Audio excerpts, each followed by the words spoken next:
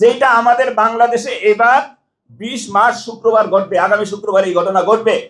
বাংলাদেশের মানুষ আগামী শুক্রবার রোজা রাখবে, অথচ এটা শাওয়ালের প্রথম দিন, কিন্তু সবার ধারণা হলো এটা রমজানের শেষ দিন। তাইলে করণীয়টা কি?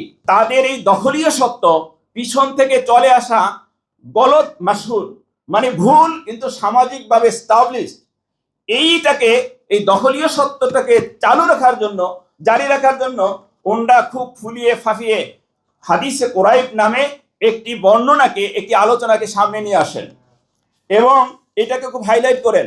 কিন্তু আপনারা শুনলে, প্রিয় দেশবাসী, সরকার এবং ধর্ম মন্ত্রণালয়, আপনারা শুনলে হাসি পাবেন। যেইটাকে তার হাদিস বলছে, এটা কোনো হাদিসই না। কেন হাদিস না? হাদিস হলো, আপনারা জানেন, গোটা পৃথিবীর মানুষ জানে, মুসলিমরা জানে, হাদিস হলো মহানবী সাল্লাল্লাহু আলাইহি সাল্লামের কথা এবং কর্ম। অথচ যেইটাকে তার হাদিস বলছে, এই বর্ণনাটা, এই ডিবেটটা, এই মোকালামাটা, এটা হলো রাসূলুল্লাহ সাল্লাল্লাহু আলাইহি ওয়াসাল্লামের ইন্তেকালের, পৃথিবী থেকে চলে যাওয়ার কমপক্ষে 30 বছর পরের একটা ঘটনা। চিন্তা করেন, এটা হাসির খোরাক যোগায়। রাসূল সাল্লাল্লাহু আলাইহি সাল্লাম ইন্তেকাল করার পরে একজন তাবি, একজন সাহাবীর মধ্যে কথোপকথন হয়েছে 30 বছর পরে, হযরত মুআবিয়া রাদিয়াল্লাহু তাআলা আনহুর খেলাফত আমলে। সেটাকে ওনারা বলছেন হাদিস। এর চেয়ে আসমানের নিচে, জমিনের উপরে এর চেয়ে জলজন্য মিথ্যা কথা। হ্যাঁ, এটা আসার, এটা হলো বিশেষ গুরুত্বপূর্ণ একটা বাণী, কারণ সাহাবী তাবির মধ্যে আলোচনা।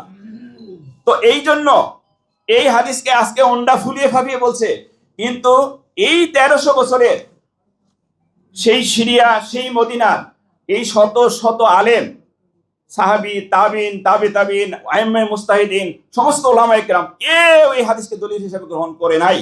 মজার ব্যাপার হলো, সেই সিরিয়া, সেই মদিনা এইবারও বুধবার 18ই মার্চ বুধবার একসাথে রোজা রাখছে, আর সেই বর্ণনাটা গাই না, এরা বলতেছে দেখেন আলাদা আলাদা। আশ্চর্য কথা। এরপরে আসেন ফিকের কথা। আমাদের এই 1300 বছরের ফিক আপনারা শুনলে আশ্চর্য হয়ে যাবেন। আমরা বাংলাদেশে শতকরা 95 জন মানুষ হানাফি মাযহাবের অনুসারী। সেই হানাফি মাযহাবের যিনি প্রধান, ইমাম আবু হানিফা রাহমাতুল্লাহি আলাইহি, হাদিসের দলিলের ভিত্তিতে, কোরআনের দলিলের ভিত্তিতে উনি আল হুজ্জাতু আলা আহলিল মাদিনা একটা কিতাব, ফিকের কিতাব, প্রথম দিকে। এই কিতাব আজ থেকে 1250 বছর আগের কিতাব। সেই কিতাবের প্রথম খণ্ডের 377 পৃষ্ঠায় তিনি বলেছেন, অধ্যায়টা হলো খুবই রিলেটেড।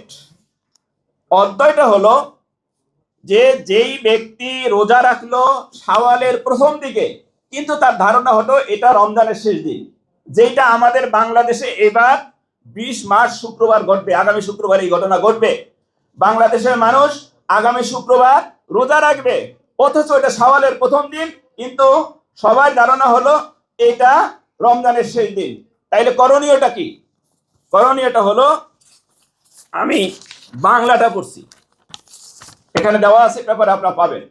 বাংলাটা হলো, ইমাম আবু হানিফা বলতেছেন যে, ইমাম আবু হানিফা রাহমাতুল্লাহ আলাইহি বলেন, যখন মানুষেরা ঈদ উল ফিতরের দিন, রমজানের শেষ দিন মনে করে ঈদ উল ফিতরের দিনে রোজা রাখলো, অতঃপর তাদের নিকট প্রমাণ আসলো যে, প্রমাণ ফাজা সাবাতুন, আরবি শব্দটা, প্রমাণ আসলো যে তারা যেদিন রোজা শুরু করেছে তার একদিন আগেই নতুন চাঁদ দেখা গিয়েছিল বা ফাইন্ড আউট হয়েছিল, সেই হিসাবে অতকার দিনটি 31তম দিন।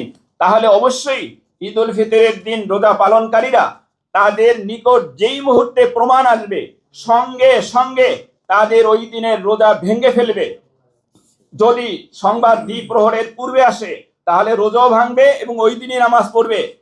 আর যদি সংবাদটা দ্বিপ্রহরের পরে আসে তাইলে রোজা ভাঙবে এবং পরের দিন নামাজ পড়বে।